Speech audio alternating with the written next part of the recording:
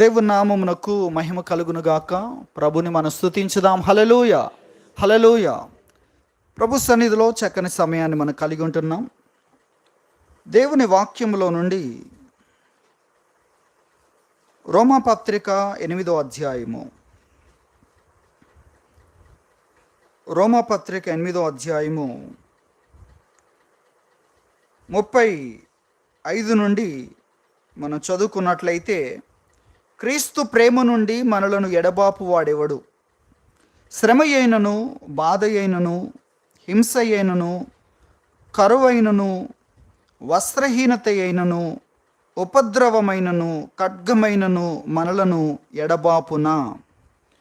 ఇందును గూర్చి వ్రాయబడినదేమనగా, నిన్ను బట్టి దినమెల్ల మేము వధింపబడిన వారము, వధకు సిద్ధమైన గొర్రెలమని మేము ఎంచబడిన వారము అయినను, మనలను ప్రేమించిన వాని ద్వారా మనము వీటన్నిటిలో అత్యధిక విజయము పొందుచున్నాము.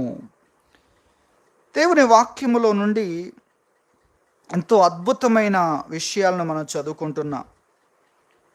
ఇవన్నీ కూడా అద్భుతమైన విషయాలు. అనేక దినముల నుండి మనం ధ్యానం చేస్తున్నాం ఒక్కొక్క విషయాన్ని. శ్రమలు ప్రతి సమయంలో ఉన్నాయి, ఆ వర్తమానం ప్రతి సమయంలో కావాలి. అలాగే శ్రమలను గురించిన వర్తమానం కూడా రోజు కావలసి ఉంది.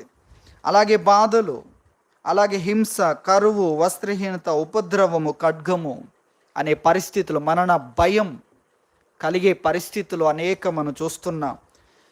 కాబట్టి ఈ వాక్యాలు అనేవి ప్రతిరోజు మనకు అవసరమైన విషయాలు, దాటి వెళ్ళేవి కాదు. ఎందుకంటే ఇవి ప్రతి సమయంలో మనం ఎదుర్కొంటున్నాము గనక వీటిని గురించిన వర్తమానము మన హృదయములో ఉండాలి అనే విషయాన్ని మీకు జ్ఞాపకం చేస్తున్నాను. ఈ మాటలన్నీ కూడా అదే విషయాన్ని తెలియజేస్తూ 36లో ఆ వాక్యాన్ని జ్ఞాపకం చేశాడు. కోరహు కుమారులు 44వ కీర్తనలో 22వ వచనములో చెప్పిన మాటను ఇక్కడ కోడ్ చేస్తున్నాడు అపోస్తలుడైన పౌలు. ఇక్కడ మనం చూస్తున్న క్రీస్తు ప్రేమ నుండి మనలను ఎడబాపు వాడెవడు అనే మాట, అనే ప్రశ్నను ఇక్కడ తెలియజేస్తూ, దానికి సంబంధించి ఆయన ప్రేమ నుండి మనల్ని దూరం చెయ్యాలని అనేకమైనవి, శత్రువు అనేకమైన వాటిని ఉపయోగిస్తున్నాడు. వాటిని గురించి మనం చూస్తున్నాం. ఇవన్నీ ఎందుకు కలుగుతున్నా? ఎడబాపాలి, దేవుని నుండి వేరు చేయాలి. యేసుక్రీస్తును గూర్చి కలిగిన ఆ యొక్క రక్షణానందము నుండి, ఆయన్ను తెలుసుకోవడం ద్వారా దొరికిన ఆ భాగ్యము నుండి వేరు చేయాలని ఇవన్నీ వస్తున్నాయని మనం గుర్తించాలి. అందులో శ్రమలు, బాధలు, హింసలు, కరువు, వస్త్రహీనత, ఉపద్రవం, చివరికి ఖడ్గం, మరణ భయము, మరణమును కలిగించే ఆ పరిస్థితులు అనేవి వేరు చేయడానికి ప్రయత్నం చేస్తున్న పరిస్థితులు. ఇందును గూర్చి వ్రాయబడినదేమనగా, నిన్ను బట్టి దినమెల్లా మేము వధింపబడిన వారము, అలాగే వధకు సిద్ధమైన గొర్రెలమని మేము ఎంచబడిన వారము అయినను, మనలను ప్రేమించిన వాని ద్వారా మనము వాటన్నిటిలో మనకు విజయం ఉంది. మనదే విజయము. వాటి గుండా మనం వెళ్ళాల్సి వచ్చిన, శ్రమలు కలిగిన, బాధలు కలిగిన, హింసలు కలిగిన, కరువు కలిగిన, వస్త్రహీనత కలిగిన, ఉపద్రవం కలిగిన, ఖడ్గము గుండా, మరణ భయము గుండా, మరణము సంభవించే పరిస్థితుల గుండా వెళ్ళాల్సి వచ్చిన ఆ పరిస్థితి మనకు కలిగినా కూడా వీటన్నిటిలో అత్యధికమైన విజయం, ఊహించలేనంత విజయము ప్రభు ద్వారా, మనలను ప్రేమించిన వాని ద్వారా మనకు కలుగుతుంది. మనము పొందగలము, పొందుచున్నామన్న విషయాన్ని ఇక్కడ తెలియజేస్తున్నాడు. ప్రభువును బట్టి కొన్నిసార్లు మన జీవితం ఎలా ఉంది అంటే, గొర్రెలుగా, అలాగే వధకు సిద్ధమైన గొర్రెలుగా ఉన్న పరిస్థితులు చూస్తున్నాం. ఇప్పుడు శ్రమలు కలిగినప్పుడు ప్రభువును నమ్ముకున్న వ్యక్తి ఎలా ఉండాలి? శ్రమల్లో మాట్లాడతాడు, తన నివేదికను సమర్పిస్తాడు. కానీ శ్రమ పెట్టేవాడు న్యాయం ఆలోచించలేదనుకోండి, మనస్సాక్షిని దాటాడనుకోండి, మనస్సాక్షిని చంపుకున్నాడు అనుకోండి, అవకాశము ఎవరికి ఉంది? సత్యము ఎరుగని వ్యక్తికి ఉంది. సత్యము ఎరిగిన వ్యక్తి తనకు ఎంతవరకు పరిధి దేవుడు ఇచ్చాడు, మాట్లాడే వరకే ఇచ్చాడు, మాట్లాడడం వరకే చేస్తాడు. మిగిలిన వ్యక్తి మనస్సాక్షిని చంపుకొని ప్రవర్తించగలడు, న్యాయ విధిని దాటి ప్రవర్తించగలడు. అలాగే దేవుని భయమును ప్రక్కకు పెట్టి దేవుని భయము లేకుండా ప్రవర్తించగలడు. ఇవన్నీ అతని ముందు దేవుడు ఎన్ని పెట్టాడో వాటన్నిటిని దాటగలడు. కానీ సత్యాన్ని తెలుసుకున్న వ్యక్తి, క్రీస్తును విశ్వసించిన వ్యక్తి, క్రీస్తును ప్రభువుగా అంగీకరించిన వ్యక్తి, క్రీస్తు చట్టములో బ్రతికే వ్యక్తి ఏం చేస్తాడు? మాట్లాడడం వరకే చేస్తాడు. మిగిలిన విషయాలన్నిట్లో దేనికైనా ఎలా ఉంటాడు? సిద్ధం. మీకు అర్థమవుతుందా? అతడు క్రైస్తవుడు. అందుకే ఆ యొక్క పరిస్థితిని చూసి, వారి పరిస్థితులు చూసి కోరహు కుమారులు 44వ కీర్తనలో రాశారు. మనం ఒకవేళ ఆ మాటను కూడా జ్ఞాపకం చేసుకుంటే, వారు రాసిన ముందు మాటలు కూడా మనం చూద్దాం. 44వ కీర్తన. నన్ను నిందించి దూషించు వారి మాటలు వినగా, శత్రువులను బట్టి పగ తీర్చుకొని వారిని బట్టి నేను దినమెల్లా నా అవమానమును తలపోయిచున్నాను. సిగ్గు నా ముఖమును కమ్మి ఉన్నది. ఇదంతయు మా మీదికి వచ్చినను మేము నిన్ను మరవలేదు. నీ నిబంధన మీరి ద్రోహులము కాలేదు. మా హృదయము వెనుకకు మరలిపోలేదు. మా అడుగులు నీ మార్గమును విడిచి తొలగిపోలేదు అని అనేకమైన విషయాలు తెలియజేస్తూ 22లో నిన్ను బట్టి దినమెల్లా మేము వధింపబడుచున్నాము, వధకు సిద్ధమైన గొర్రెలమని మేము ఎంచబడుచున్నాము అనే మాటలు ఇక్కడ తెలియజేస్తున్నారు. కాబట్టి ఎటువంటి పరిస్థితులు వీరి మీదికి వచ్చాయో వాటన్నిటిని గురించి వీరు మాట్లాడుతున్నారు. ఎంతటి అవమానము, అలాగే అన్యజనులో మమ్మను సామెతకు హేతువుగా ఇటువంటి పరిస్థితుల మధ్యలో మేము ఉన్నాం అని వారు తెలియచేసిన మాటను అపోస్తలుడైన పౌలు ఈ సందర్భములో తెలియజేస్తున్నాడు. కాబట్టి ప్రభువును నమ్మిన మనము దేనికైనా సిద్ధం. అదే ఇక్కడ రాయబడిన మాట ఏదైతే ఉందో, గొర్రెల వలె దేవుడు మనల్ని ఉంచాడు. మనము అంతకుముందు ఎటువంటి వ్యక్తులమైనా మాట్లాడుటలో ఎంతటి గాయాలు చేయగలిగిన వారమైనా, నోటిలో కత్తులు దాచుకోగలిగిన ఎటువంటి వ్యక్తులమైనా, మాటల చేత ఎంత యుద్ధం చేయగలిగిన వారమైనా, నోటిలో నుండే కత్తులు విసరగలిగిన వారమైనా, బాంబులు వేయగలిగిన వారమైనా, అటువంటి అనేకమైన, ఇంతకుముందు మనం ఎలా ఉన్నా దేవుడు మనల్ని రక్షించి మనకు నూతన స్వభావాన్ని కలుగజేశాడు. మనల్ని ఒక రకంగా గొర్రెలుగా చేశాడు అని చెప్పవచ్చు. ఎలా చేశాడు? గొర్రెలుగా. గొర్రెల్లో ఉన్న విషయం మనం చూస్తే,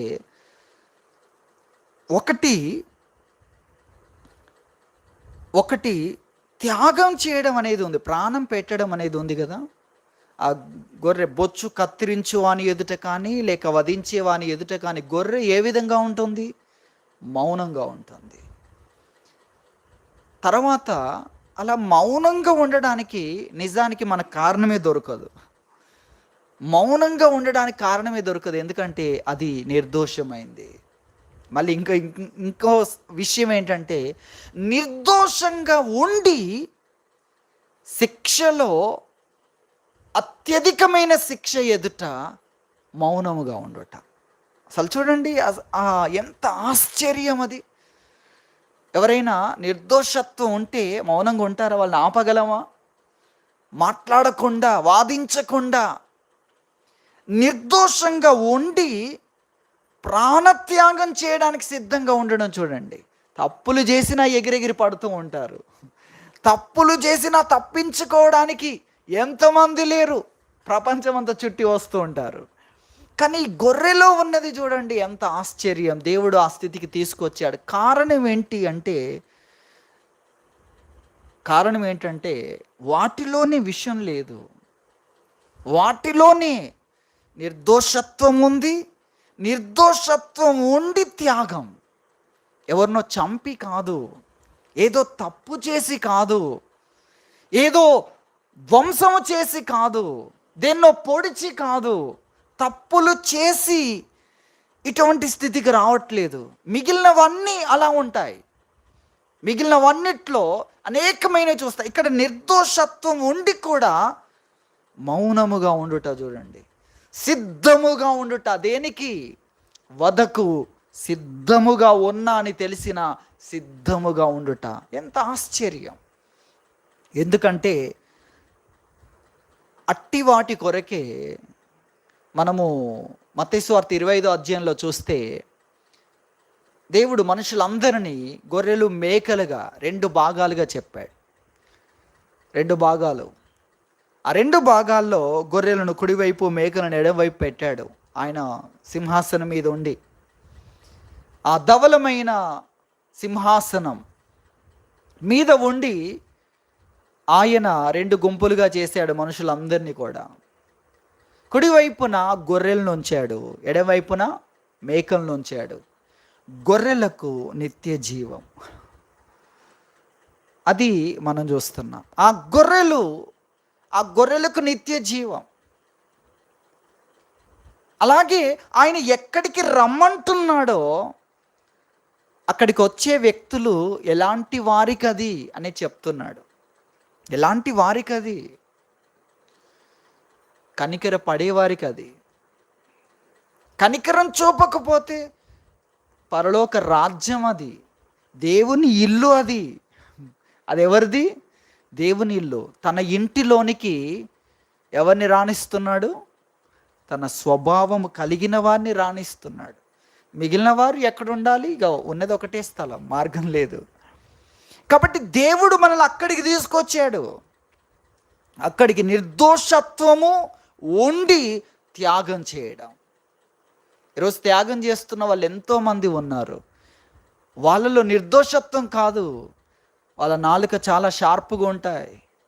చాలామంది దగ్గర ఆయుధాలు ఉన్నాయి, చాలామంది దగ్గర రకరకాలైన పద్ధతులు ఉన్నాయి. మేము ఇది చేయగలం, మేము చేయలేమా అని చూపించుకునే చాలా ఉన్నాయి. కానీ గొర్రె దగ్గర లేవు. అది మనం గుర్తించాలి. నిర్దోషత్వం ఉంది, తర్వాత త్యాగం ఉంది. దేవుడు మనల్ని అక్కడికి తీసుకొని వచ్చాడు. ఎందుకంటే అదే నిత్య జీవాన్ని స్వతంత్రించుకోవడానికి సరిపోతుంది. కాబట్టి ఎందుకు దేవుడు అక్కడికి తీసుకొచ్చాడంటే దాన్ని బట్టి దేవుని రాజ్యము నీ సొంతం అవుతుంది. లేదంటే అత్యంత ప్రమాదకరమైన స్థలములో ఉండాల్సి ఉంటుంది. మనం అనుకున్నట్టుగా రకరకాలు ఉంటే బాగానే లేవు కదా. మధ్యలో ఒకటి మనం అంతస్తులు అని అంటాము కదా, ఆ అంతస్తులన్నీ 2 స్థలాల్లోనే ఉన్నాయి. పరలోకంలో అంతస్తులు ఉన్నాయి, అలాగే నరకములో కూడా ఒకవేళ అంతస్తులు ఉండవచ్చు నేను అనుకుంటున్నాను.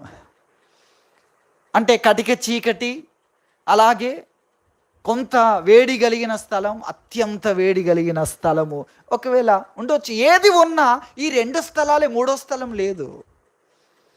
అది మనం గుర్తించాలి. అది ప్రపంచం అంతటికీ ఇటు పరలోకం గురించి తెలియట్లేదు, ఇటు నరకాన్ని గురించి తెలియట్లేదు.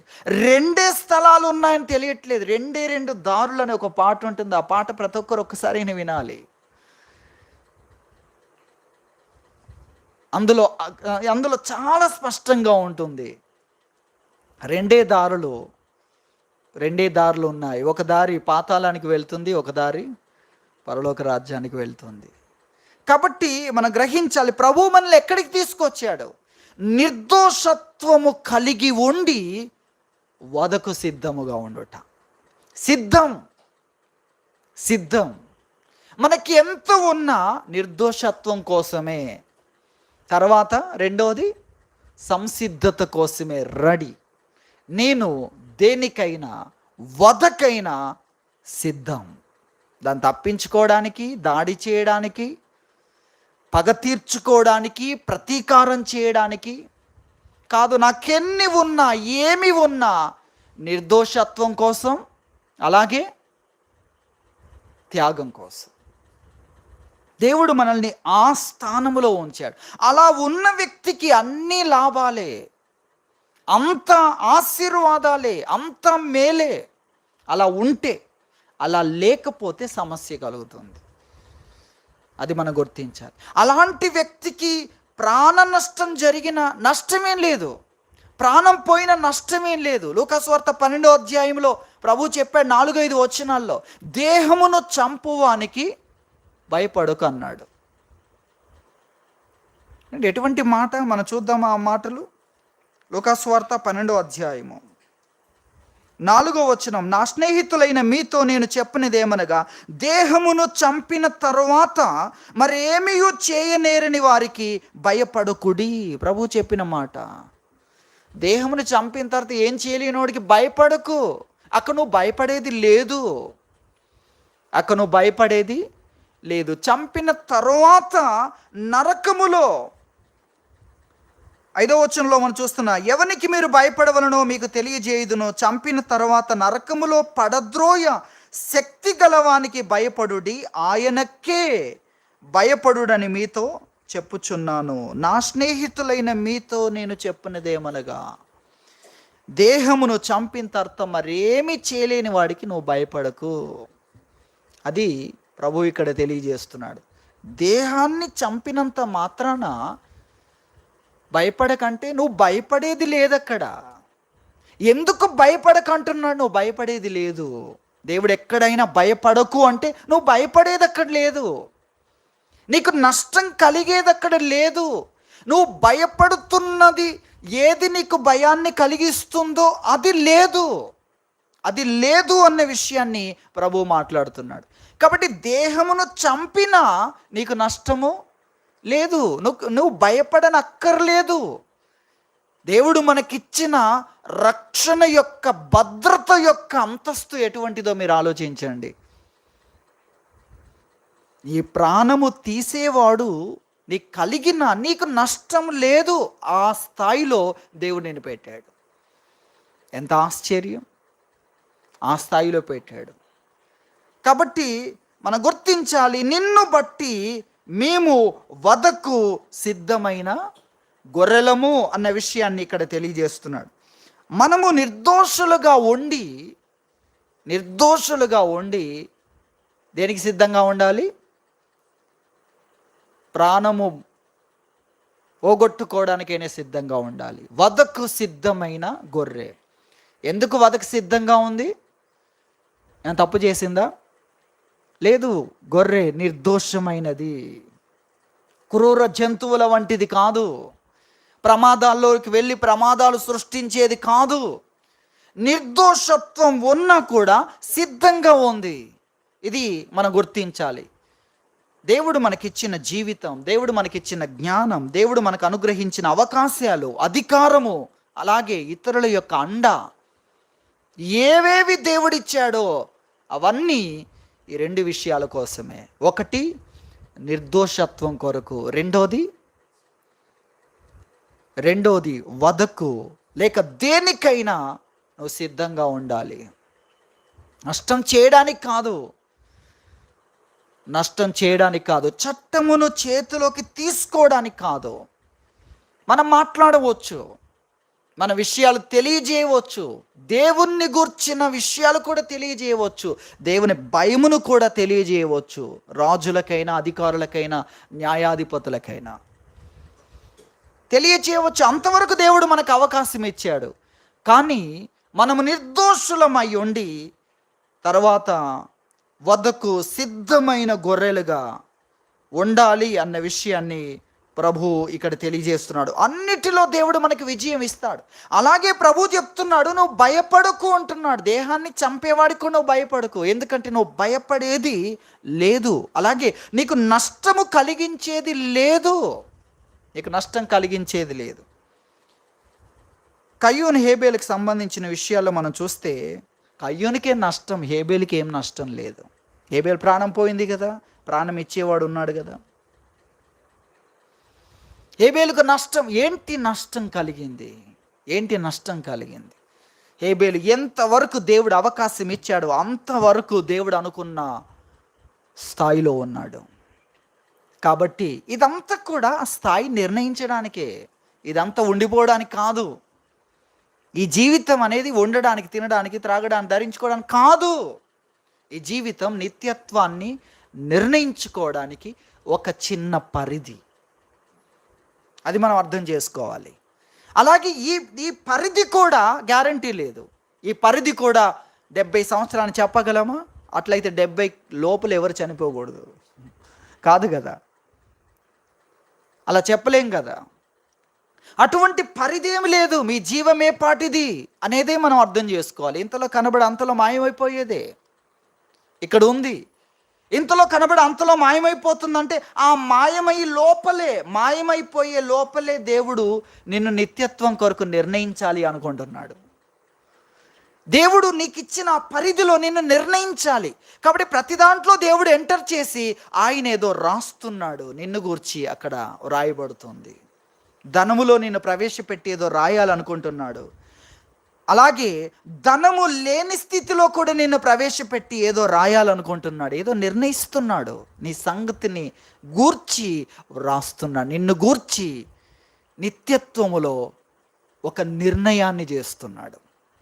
ఇది మనం అర్థం చేసుకోవాలి. అలాగే ఉండిపోవడానికి కాదు, అలాగే తింటూ త్రాగుతూ ధరిస్తూ అనుభవిస్తూ లోకాన్ని, అలా కాదు. దాన్ని బట్టి ఇక్కడ ఈ జీవితం అనేది అకస్మాత్తుగా ఆగిపోతుంది. ఇది ఒక పరీక్ష సమయం, దాని టైం కౌంట్ చేయడం స్టార్ట్ అయిపోయింది. అది దాన్ని బట్టి నిత్యత్వములో నీకొక స్థానాన్ని దేవుడు నిర్ణయించడానికి ఇక్కడ పరీక్షిస్తున్నాడు. అది మనం గ్రహించాలి. కాబట్టి ఇందులో మనము నిర్దోషులుగా ఉండడమే చాలా ప్రాముఖ్యమైన విషయం. ప్రతీకారం చేయకూడదు. ఎవరు ఏం చేశారో వాళ్ళకు నేను అలాగే చేస్తాను అనేదంతా ఎవరి పని? దేవుని పని. అది ఖచ్చితంగా గుర్తించాలి. దేవుని పని. వాని క్రియ చొప్పున ప్రతి వానికి జీతాన్ని సిద్ధపరిచే పని దేవుంది. మనం ప్రకటన 22:12 ఈ మాట ప్రభు చెప్పాడు. నేను సిద్ధపరిచాను వాని క్రియ చొప్పున ప్రతి వానికి ఇచ్చుటకు నేను సిద్ధపరిచిన జీతము తీసుకొని నేను వస్తున్నాను అని చెప్పాడు. ప్రతి క్రియకు మనం అందరము దేవుని న్యాయపీఠం ఎదుట నిలవాలి. అక్కడ చెప్పాడు, నీ సహోదరునికి ఎందుకు తీర్పు తీరుస్తున్నావు? నీ సహోదరుని ఎందుకు నిరాకరిస్తున్నావు? నీ సహోదరునికి ఎందుకు అడ్డము ఆటంకం కలుగజేస్తున్నావు? మనం అందరము దేవుని న్యాయపీఠం ఎదుట నిలబడాలి కదా. మనలో ప్రతి వ్యక్తి దేవునికి ప్రతి విషయాన్ని గురించి ఏం చెప్పాలి? లెక్క చెప్పాలి. అడుగుతాడు దేవుడు, అడుగుతాడు. కయ్యూన్ని అడిగాడు, నీ తమ్ముడు ఎక్కడా అని అడిగాడు. నేను కావలివా అన్నా? అవును, నువ్వు కావలివానివే, బాధ్యత కలిగిన వ్యక్తివి. ఇతరులైతే నాకేం తెలుసు అనొచ్చు, కానీ నీవు సహోదరుడివి, బాధ్యత ఉంది నీకు. కావలివాడి వయ్యుండి చేసిన దానికి ఇంకెంత పెద్ద నేరం. దేవుడు దానికి జీతం ఇచ్చాడు. కయ్యూను అనుకున్నాడు, హేబేలు దగ్గర నాకు అవమానం జరిగింది, హేబేలు ఉన్నంత వరకు నేను తలెత్తుకోలేకపోతున్నాను, తల దించుకుంటున్నాను, పైకి తలెత్తిన లోపల అవమానాన్ని తలబోస్తున్నాను. ఇతన్ని లేపేస్తే హాయిగా తలెత్తుకొని జీవించగలను అనుకున్నాడు. కానీ దేవుడు శిక్ష వేశాడు. ఎవరికి ఏమి ఇవ్వాలి దేవునికి తెలుసు, ఎవరికి ఏమి ఇవ్వాలని. కాబట్టి నిర్దోషత్వం మాత్రమే దేవుడు మనకు తెలియజేస్తున్నాడు. నిర్దోషంగా ఉండి నీ జీవితాన్ని ముగించు. నిర్దోషంగా ఉండి చట్టాన్ని చేతిలోకి తీసుకోవడం కాదు, అది మన పని కాదు. మన పని ఏంటి? మాట్లాడడం వరకే మన పని, సంగతులు తెలియజేయడం వరకే మన పని. అంతవరకే. ముగింపుకు కూడా మనం సిద్ధం. అదే పరిధిలో, ఆ బార్డర్లో ప్రాణాలు ఇవ్వడానికి కూడా సిద్ధం. ఆ బార్డర్ దాటడానికి కాదు, ప్రాణాలు పోయే పరిస్థితి వస్తే ఈ బార్డర్ దాటుతాను, దేవుడు నాకు ఒక బార్డర్ పెట్టాడు, ఇక్కడుంటే నీకు నష్టం లేదు, ఇక్కడుంటే నీకు నష్టం లేదు, ఇక్కడ ఉన్నంత వరకు ప్రళయం వచ్చినా నువ్వు భయపడాల్సిన అవసరం లేదు, నువ్వు భయపడేది జరగదు. ఎటువంటి అద్భుతమైన విషయాలు చూడండి. దేవుని వాక్యంలో మనం చూస్తాం, భక్తుల జీవితాలను చూస్తే యోసేపుకు తండ్రి చెప్పాడు అన్నలను గురించి, వారు పొలానికి వెళ్ళారు, వారు ఇంకా రాలేదు, వారు ఎలా ఉన్నారో చూసి రమ్మని పంపించాడు. ఇతడు వెళ్ళాడు, వెళ్తే వారు ఆ స్థలములు లేరు, ఎక్కడికో వెళ్ళారు. ఎందుకు వెళ్ళారు? తండ్రి చెప్పలేదు, వారికి పని కూడా లేదు, అలాంటి వ్యక్తులు అన్నమాట వాళ్ళు. సరే, అక్కడ కనుక్కున్నప్పుడు అక్కడ ఉన్న వారిని అడిగితే, ఇదిగో ఇక్కడ నుండి ఫలానా స్థలానికి వెళ్దామని వారు చెప్పుకుంటుండగా నేను విన్నాను అని ఆ వ్యక్తి సమాచారం ఇచ్చాడు. సరే, వెతుక్కుంటూ ఆ స్థలానికి కూడా వెళ్ళాడు. దూరం నుండి చూసి ఎందుకు వస్తున్నాడు వారి దగ్గరికి? తనకెంతో బాధ్యత ఉంది, ఎన్నో పనులున్నాయి, తన పనులు తనవి. కానీ ఇప్పుడు అన్నలను చూడడానికి తండ్రి పంపిస్తే వచ్చాడు. అన్నలు ఏం చేస్తున్నారు? ఇదిగో వస్తున్నాడు, ఒంటరిగా వస్తున్నాడు. వీడిని ఇక్కడ చంపినా కూడా ఇక్కడ తెలిసిన వాళ్ళు ఎవరు లేరు. ఏం ఆలోచిస్తున్నారండి? ఆ తర్వాత అతడు వారి దగ్గరికి వెళ్ళగానే అతని మీద పడ్డారు, అతన్ని నీడ్చారు, కొట్టారు, ఎన్నో చేశారు. శత్రువుని చేస్తున్నట్లుగా. శత్రువుని కూడా వారు చేయకూడదు, వారికి ఆ అధికారం లేదు. చట్టం చేతులకు తీసుకుంటే ఆ చట్టం ఊరుకోదు. దేవుని చట్టం అనేది మనకు ఉంది. ఆ దేవుని చట్టం ఎదుట కూడా నువ్వు తీసుకోకూడదు. నువ్వు నిర్దోషంగా ఉండి ప్రాణాలు ఇవ్వడానికి కూడా రెడీగా ఉండాలి నీవు. అది దేవుని వాక్యం తెలియజేస్తుంది. కాబట్టి ఈ భక్తుడు యోసేపు మాత్రము వారిని దూషించట్లేదు. ఇటువంటి వ్యక్తులా మీరు, నేను ఈ విధంగా ఉంటే మీరు ఇటువంటి వ్యక్తులా అని వారిని దూషించట్లేదు, కానీ బ్రతిమలాడుకుంటున్నాడు. భక్తుడు అదే చేస్తాడు. భక్తిహీనుడు ఏదైనా చేయవచ్చు, కానీ భక్తుడు ఆ భక్తి కోసమే ఈ జీవితం. అది మనం గుర్తించాలి. ఆ భక్తి కొరకే ఇంకా మన పట్ల భక్తిని చూపిస్తామని దేవునికి ఆశ ఉంది. లేదంటే రక్షణ పొందినప్పుడే దేవుడు మనల్ని తీసుకునేవాడు. అలాగే మనం ఉపవాస ప్రార్థనలో ఉండగానే, దేవుని ఎదుట సరి చేసుకోగానే దేవుడు మనల్ని తీసుకునేవాడు. కానీ ఉంచాడంటే ఇంకా నీవు భక్తిని చూపించగలవు, ఇంకా నీ కొరకు దేవుడు ఏర్పాటు చేసిన వాడిని స్వతంత్రించుకోగలవు అని దేవుడు ఉంచాడు. కానీ కొంతమంది భక్తిని తొక్కిపెట్టి భక్తిహీనతను ప్రదర్శిస్తూ ఉంటారు అతిశయంగా. అదంతా మన జీవితాన్ని తగ్గిస్తూ ఉంటుంది. ఉన్నతమైన స్థితిలోండి క్రిందికి నెట్టివేస్తూ ఉంటుంది ఆ జీవితం. నిర్దోషత్వము కోసమే, ఆ నిర్దోషత్వం కొరకు ప్రాణాలైనా ఇవ్వాల్సిన పరిస్థితి ఉంది అన్న విషయాన్ని మనం గుర్తించాలి. కాబట్టి అతన్ని చంపడానికి వారు ప్రయత్నం చేశారు. ఒక లోతైన బావిలో తోసేశారు, చస్తాడని తోసేశారు, కానీ చావలేదు. కానీ వారైతే చంపడానికే ఆ పని చేశారు అన్న విషయాన్ని మనం గుర్తించాలి. కానీ ఇతడు ఎవరిని కొట్టడం కానీ, ఎవరిని గాయపరచడం కానీ, చివరికి దూషించడం కూడా చేయలేదు. 2 గుంపులు ఉన్నాయి కదా, ఇంతకీ మనం ఏ గుంపులో? చాలా గుంపులు ఉంటే మనం ఆ గుంపులో అని చెప్పుకుంటాం కదా. కానీ భక్తి పరులు అన్నది ఒకటే గుంపు ఉంది. ఆ విషయాన్ని మనం అర్థం చేసుకోవాలి. మిగిలినవన్నీ దేవుడు చూసుకుంటాడు. ఆయనకు మరుగైనది ఏది కూడా లేదు. తలంపు లోపల నుండి పాతాళము అగాధ కూపమే ఆయన ముందు స్పష్టంగా ఉన్నప్పుడు నరుని హృదయాలు ఇంకా తేటగా ఉంటాయని దేవుని వాక్యం తెలియజేస్తుంది. ఆయనకు అన్ని తెలుసు. ఆలోచనలను బట్టి కూడా దేవుడు తీర్పు తీరుస్తాడు, జీవితాన్ని నిర్ణయిస్తాడు. మన ఆలోచనలు ఏ విధంగా ఉన్నాయి, అందులో ఆలోచనలో కూడా భక్తి కనబడాలి. ఆలోచనలో కూడా ఇతరులకు తెలియాలి అని ఒక నీతి కార్యం చేస్తే దేవుడు ఇక్కడి వరకే నీకు జీతం ఇస్తానని చెప్పాడు. ఇక్కడి వరకు మనుషులకు తెలియాలి, నేను చేసిన మంచి పని అంతా మనుషులకు తెలియాలి. తెలుస్తుందో తెలియదో నాకెందుకు, దేవుడు చేయమన్నాడు, నేను చేస్తున్నానంటే సరిపోతుంది. తెలియవచ్చు తెలియకపోవచ్చు, అది వేరే విషయం. కానీ తెలియాలి అని ఒక మంచి పని చేస్తే నీకు జీతం ఇక్కడి వరకే దేవుడు నిర్ణయిస్తాడు. ఇక్కడ మన టైం అయిపోయి వెళ్ళిపోయిన తర్వాత అక్కడ జీతమే ఉండదు. కానీ మనుషులకు తెలియాల్సిన అవసరం లేదు. దేవుడు చూస్తే చాలు నా మంచి పని అనే హృదయముతో నువ్వు చేస్తే దేవుడు అక్కడ నీకు ప్రతిఫలం ఇస్తాడు. తరగని ధనం ఇక్కడ తరిగిపోయేది ఉంటే అక్కడ తరగనిది ఉంటుంది, ఇక్కడ క్షయమయ్యేది ఉంటే అక్కడ అక్షయమైంది ఉంటుంది, ఇక్కడ అంతమయ్యే సమయము అంతమైపోయే జీవితం ఉంటే అక్కడ అనంతమైన జీవితం ఉంటుంది. అది మనం గుర్తించాలి. కాబట్టి మన ఆలోచనలను బట్టి కూడా దేవుడు ప్రతిఫలం ఇస్తాడన్న విషయాన్ని గుర్తించాలి. యోసేపును చంపడానికి ప్రయత్నం చేస్తున్నా కూడా అతడు భక్తితోనే, నిర్దోషత్వముతోనే తన యాత్ర ముగించడానికి ఎలా ఉన్నాడు? సిద్ధంగా ఉన్నాడు.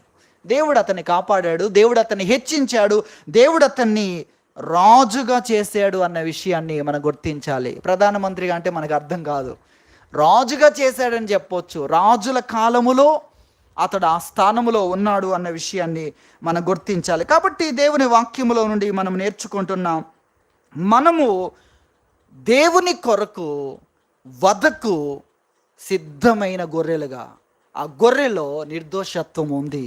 దేవుడు అదే విషయాన్ని ఎఫెసీ పత్రికలో తెలియజేస్తున్నాడు. చూడండి, మొదటి అధ్యాయము, ఎఫెసీ పత్రిక మొదటి అధ్యాయములో మనము 4వ వచనం నుండి చూస్తే, ఎట్లనగా తన ప్రీణియందు తాను ఉచితముగా మనకు అనుగ్రహించిన తన కృపా మహిమకు కీర్తి కలుగునట్లు తన చిత్త ప్రకారమైన దయా సంకల్పం చొప్పున యేసుక్రీస్తు ద్వారా తనకు కుమారులనుగా స్వీకరించుటకై మనలను ముందుగా తన కోసం నిర్ణయించుకొని మనము తన ఎదుట పరిశుద్ధులమును నిర్దోషులమునై ఉండవలనని జగత్తు పునాది వేయబడక మునిపే ప్రేమ చేత ఆయన క్రీస్తులో మనలను ఏర్పరుచుకొనెను. మనము తన ఎదుట పరిశుద్ధులుగా నిర్దోషులుగా ఉండాలి అని మనల్ని ఏర్పాటు చేసుకున్నాడు అనే విషయాన్ని మనం చూస్తున్నాం. కాబట్టి మనము ఆ విధంగా ఉండాలి. యోసేపు ఆ విధంగా ఉన్నాడు అన్న విషయాన్ని గురించి మనం చూస్తున్నాం. తర్వాత దేవుని వాక్యంలో స్టెఫెను చూడండి, అతడు మాట్లాడాడు, వాక్యం చెప్పాడు, బోధించాడు, అలాగే తర్కించాడు, అలాగే గద్దించాడు. పరిశుద్ధాత్మను మీరు ఎదిరిస్తున్నారని గద్దించడం కూడా చేశాడు. కానీ దేవుని చట్టాన్ని కానీ మనుషుల చట్టాన్ని కానీ తన చేతుల్లోకి తీసుకోలేదు. అలాగే చట్టము ఎదుట దోషిగా అతడు లేడు. దోషి అయ్యే మాటలు కానీ ప్రవర్తన కానీ అతడు చూపించలేదు. ఇది మనం గుర్తించాలి. కాబట్టి ఆ విధంగా మనం ఉండాలి అన్న విషయాన్ని ప్రభు తెలియజేస్తున్నాడు. దోషము చేసిన వారిని దేవుడు వదిలిపెట్టలేదు, అది మనం గ్రహించాలి. దోషము చేసిన వారిని దేవుడు వదిలిపెట్టలేదు, భక్తులైన. అందులో మనం చూస్తే మోషే ఒక రోజున ఏం చేశాడు? ద్రోహులారా అన్నాడు. దానికి బదులు, నేను మీకు మేలు చేస్తుంటే మీరే నాకు ద్రోహం చేస్తారా, ఇది న్యాయమా అని అడగొచ్చు, ప్రశ్నించవచ్చు. కానీ తీర్పు తీర్చాడు. ఎక్కడ? దేవుని ప్రజెన్స్లో తీర్పు తీర్చాడు. దేవుని ప్రజెన్స్లో తీర్పరి ఎవరు? దేవుడు. ఈయన ఎవరు? మాట్లాడొచ్చు, నువ్వు వాదించవచ్చు, నీ నివేదికను నీవు వెల్లడి చేయొచ్చు, తీర్పు తీర్చకూడదు. ఎందుకంటే దేవుడు ఆ అవకాశం ఇతనికి ఇవ్వలేదు. కాబట్టి అతడు ద్రోహులారా అంటే తీర్పు తీర్చాడు, దేవుని పరిశుద్ధతను సన్మానించలేదు అని అన్నాడు. అంటే నన్ను గౌరవించలేదు, దేవుడు ఉన్నాడు అని భయపడినట్లుగా నువ్వు మాట్లాడలేదు అన్న విషయాన్ని కూడా దేవుని వాక్యంలో మనం చూస్తున్నాం. కాబట్టి దేవుడు వెంటనే శిక్ష వేశాడు. నీవు వీళ్ళందరినీ కనాన్లో ప్రవేశింపచేయడానికి నేను పిలిచాను, అయితే నువ్వే అడుగు పెట్టకూడదు అన్నాడు. అది మనం చూస్తున్నాం. బిలామును చూడండి, బిలాము గాడిదను కొట్టాడు, వెర్రితనముతో గాడిదను కొట్టాడు. దేవుడు గార్ధబమునకు మానవ స్వరం ఇచ్చి ప్రవక్త యొక్క వెర్రితనాన్ని ఏం చేశాడు? అడ్డగించాడు, గద్దించాడు. చూడండి, గాడిదను కొట్టిన దానికి దేవుడు ఎంత స్పందించాడంటే, గాడిదకే మానవ స్వరాన్ని ఇచ్చి అతన్ని అడిగితే, అవును నువ్వు ఇంతవరకు ఏ తప్పు చేయలేదు, ఇప్పుడు మాత్రమే ఇలా చేస్తున్నావు, ఎందుకో అని అర్థం చేసుకోకుండా ఏం చేస్తున్నావు? ఒక్కసారి చేసిన జీవితంలో నిన్ను శిక్షించడం, చనిపోయి అంత కొట్టడం సరైన విషయం అన్నట్లుగా అతడు కనపరిచాడు. దేవుడు ఆ విధంగానే శిక్ష వేయాల్సిన పరిస్థితి అతనికి వచ్చింది. కాబట్టి మనము గుర్తించాలి, తప్పు చేసిన వారిని దేవుని చట్టం కూడా వదిలిపెట్టదు. కాబట్టి మనం నిర్దోషులుగా ఉండాలి, సరి చేసుకోవాలి, దేవుని సన్నిధికి వెళ్ళాలి, మన తప్పును ఒప్పుకోవాలి, సరి చేసుకొని మనం నిర్దోషులుగా ఉండాలి. అలాగే దేవుని చట్టాన్ని మన చేతిలోకి తీసుకోకూడదు. ఒకవేళ చట్టము తన అధికారాన్ని దుర్వినియోగం చేస్తున్నా కూడా, అపోస్తలుడైన పౌలు ఖడ్గానికి అప్పగించబడ్డప్పుడు, ఆయన ఖడ్గానికి అప్పగించబడి తప్ప ఆయన ఏం చేశాడు? మీరు ఆలోచించండి. చేస్తుంది ఎవరు తప్పు? రాజు. అధికార పీఠం మీద ఉండి ఈయనను అసలు ఖడ్గానికి ఎవరిని అప్పగించాలి? అసలు ఆ చట్టం దేని కొరకు తయారు చేయబడింది? ఇతని కోసం కాదు. ఇతడు నిర్దోషి, ఇతడు ప్రజలకు సహాయపడిన వ్యక్తి. కానీ అధికారులు అధికారాన్ని దుర్వినియోగపరుస్తుంటే వీరంతా ఏం చేశారు? ప్రాణాలను అప్పగించేశారు. మొదటి శతాబ్దంలో ఉన్న భక్తులందరినీ కూడా మీరు జ్ఞాపకం చేసుకోనండి. ప్రాణాలు తీస్తున్న వారు తప్పు చేస్తున్నారు. వారు ప్రాణాలు తీయడానికి వారు ఏం చేయలేదు. అక్కడ వారు ఎవరిని చంపలేదు, వారెవరికి ఆస్తి నష్టం కలిగించలేదు, ఎవరిని భయపెట్టలేదు. కానీ అధికార దుర్వినియోగం జరిగితే వారు మౌనముగా ఉండి తమ ప్రాణాలను ఇచ్చారు. అదే విషయాలు ఇక్కడ మనము రోమాపత్రిక 8వ అధ్యాయంలో ఆ సందర్భాలన్నీ మనం చూస్తున్నాం. కాబట్టి వారు నిర్దోషులుగా ఉండి వధకు సిద్ధమైన గొర్రెలుగా వారు ఉన్నారు. దేవుని కోసం మేము ప్రాణాలు ఇవ్వడానికైనా సిద్ధం. దేవుని చట్టాన్ని చేతిలోకి తీసుకోలేదు, అలాగే మనుషుల యొక్క చట్టాన్ని చేతిలోకి తీసుకోలేదు, అలాగే చట్టాన్ని అతిక్రమించే పని కూడా చేయలేదు. ప్రాణాల మీదకి వచ్చినప్పుడు ఏం చేస్తున్నారు మనుషులు? చట్టాన్ని అతిక్రమిస్తున్నారు. అప్పుడు చట్టం వదిలిపెట్టదు. ఒకటి. రెండోది, చట్టాన్ని చేతిలోకి తీసుకుంటున్నారు. మోషే చేతిలోకి తీసుకుంటే దేవుడు ఊరుకున్నాడా? గద్దించి వదిలిపెడితే అయిపోయేది. గద్దించి వదిలిపెట్టలేదు, శిక్షించాడు.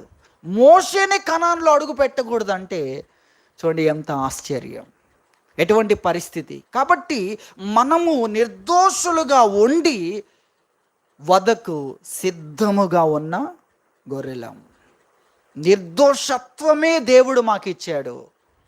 దేవుడు సమయం ఇచ్చేది కూడా ఏదైనా పొరపాటు ఉంటే సరిచేసుకోవడానికి, అలాగే మనలో ఉన్న నిర్దోషత్వాన్ని కనపరచడానికే దేవుడు అవకాశాన్ని ఇస్తున్నాడు అన్న సంగతిని మనము గుర్తించాలి అన్న విషయాన్ని నేను మీకు జ్ఞాపకం చేస్తున్నాను. యెషయా గ్రంథంలో ఒక వాక్యాన్ని చదువుకుందాం. యెషయా గ్రంథము 50వ అధ్యాయము 50వ అధ్యాయంలో 5వ వచనం నుండి మనం చూస్తే 4లో చెప్తున్నాడు, శిష్యునికి తగిన నోరు దేవుడు దయచేశాడు, శిష్యులు వినున్నట్లుగా నేను వినుటకై ఆయన ప్రతి ఉదయం నాకు వినుబుద్ధి పుట్టించుచున్నాడు అనే మాట చెప్పాడు. 5వ వచనం, ప్రభువుకు యెహోవా నా చెవికి వినుబుద్ధి పుట్టింపగా నేను ఆయన మీద తిరుగుబాటు చేయలేదు, వినకుండా నేను తొలగిపోలేదు. కొట్టు వారికి నా వీపును అప్పగించి తిని, వెంట్రుకలు పెరికివేయి వారికి నా చెంపలను అప్పగించి తిని, ఉమ్మివేయి వారికి అవమానపరచు వారికి నా ముఖమును దాచుకొనలేదు. ప్రభువుకు యెహోవా నాకు సహాయం చేయవాడు గనుక నేను సిగ్గుపడలేదు. నేను సిగ్గుపడనని ఎరిగి నా ముఖమును చెకుముకి రాతి వలె చేసుకొంటిని.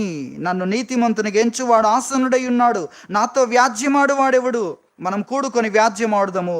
నా ప్రతివాది ఎవడు? అతన్ని నా యొద్దకు రానిమ్ము అనే విషయాలు ఇక్కడ మాట్లాడుతున్నాడు. కాబట్టి మనం గ్రహించాలి, దేవుడు మనకు వినుబుద్ధి పుట్టిస్తున్నాడు. విన్నప్పుడు మనం చట్టాన్ని చేతిలోకి తీసుకోం, అలాగే చట్టాన్ని అతిక్రమించాం. దూషించడానికి దేవుడు మనకు అవకాశం ఇచ్చాడా? దేవుని చట్టం నీకు అవకాశం ఇవ్వట్లేదు. శపించడానికి అవకాశం ఇవ్వట్లేదు, దూషించడానికి అవకాశం లేదు. అలాగే చట్టాన్ని చేతిలోకి తీసుకోవడానికి కూడా అవకాశము లేదు. అలా తీసుకుంటున్న వారందరూ కూడా ఏమవుతున్నారు? నేరస్తులు అవుతున్నారు. దేవుడు నిన్ను ఉంచిన మేరకు నీవు ఉండి ప్రాణాలు ఇవ్వడానికైనా సిద్ధంగా ఉన్నట్లయితే మనకు నష్టమే లేదు అన్న విషయాన్ని మనం గుర్తించాలి. దేవునిలో మనకున్న నిరీక్షణను మనము ఆ నిరీక్షణను మనం సొంతం చేసుకోగలము అనే విషయాన్ని ప్రభువు మనకు తెలియజేస్తున్నాడు. కాబట్టి శ్రమలు కలిగిన, బాధలు కలిగిన, హింసలు కలిగిన, అలాగే కరువు కలిగిన, వస్త్రహీనత కలిగిన, ఉపద్రవమైన, ఖడ్గమైన, అది మనల్ని క్రీస్తు ప్రేమ నుండి వేరు చేయలేదు అన్న విషయాన్ని దేవుని వాక్యం మనకు తెలియజేస్తుంది. కాబట్టి మనం గ్రహించాలి, ప్రభు మనకు తెలియజేస్తున్నాడు ఎటువంటి సురక్షితమైన స్థితిలో దేవుడు మనల్ని ఉంచాడు. మనకు నష్టమే లేదు, నష్టమే లేదు. ఎటువంటి శ్రమ నీ మీదకి వచ్చినా నీకు నష్టము లేని అంతస్తులో దేవుడు ఉంచాడు. ఇక్కడ ఉంటే ఏం జరుగుతుంది? నీకు అంత లాభం, నువ్వు భయపడనక్కర్లేదు, నీకు నష్టమే లేదు. ఇక్కడ ప్రాణాలు పోయే పరిస్థితి వచ్చినా కూడా నీకు నష్టము లేదు, నువ్వు భయపడేది లేదు అన్న విషయాన్ని ప్రభు తెలియజేస్తున్నాడు. కాబట్టి దేవుని మార్గములో నడుస్తున్నంత వరకు మనకెటువంటి నష్టం వచ్చినా అది మనకు లాభము అన్న విషయాన్ని మనం గుర్తించాలి. అలాగే ఎవరైనా మనకు నష్టాన్ని కలిగించినప్పుడు ఆర్థిక పరంగా దేవుడు వాక్యంలో చెప్పాడు, న్యాయం జరిగించుట నాకు ఇష్టం. అలాంటి వ్యక్తుల కొరకు యెషయా గ్రంథం 61వ అధ్యాయం 7వ వచనములో మనం చూస్తున్నాం, న్యాయం జరిగించుట నాకు ఇష్టం. ఎవరైతే అన్యాయం పొందుతారో వారు రెట్టింపు భాగానికి కర్తలవుతారు, రెండంతలుగా నేను ఇస్తాను. అలాగే అవమానం పొందిన వారికి రెట్టింపు ఘనత వారు పొందుతారు అన్న విషయాన్ని దేవుడు చెప్పాడు. ఆయన మార్గములో మనం నడుస్తున్నంత వరకు మనకు నష్టం కలిగిన అది మనకు అత్యధికమైన లాభముగా దేవుడు చేస్తాడు అన్న విషయాన్ని దేవుని వాక్యం మనకు తెలియజేస్తుంది. కాబట్టి దేవుడు చెప్పిన మార్గములో నడుస్తున్నప్పుడు మనకు నష్టము కలిగిన అది మనకు లాభమే.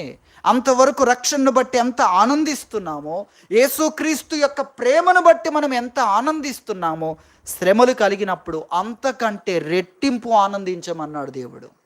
ఎందుకంటే అంతకంటే రెట్టింపు దీవెనలు నీకు కలుగుతూ ఉన్నాయని. కాబట్టి ప్రభు మనకు తెలియజేస్తున్నాడు, ఆయన్ను బట్టి మనము ఆయన ఉంచిన మేరకు మనం ఉండాలి, నిర్దోషులమై ఉండి దేవుణ్ణి బట్టి ఎటువంటి త్యాగానికైనా మనం సిద్ధముగా ఉండాలి. అక్కడ ఉన్నంత వరకు మనకు కలిగే ప్రతిదీ కూడా మేలే, ఆశీర్వాదమే అన్న విషయాన్ని గుర్తించాలని ప్రభు తెలియజేస్తున్నాడు. దేవుడి వాక్యం దీవించునుగాక. ప్రార్థన చేసుకుందాం.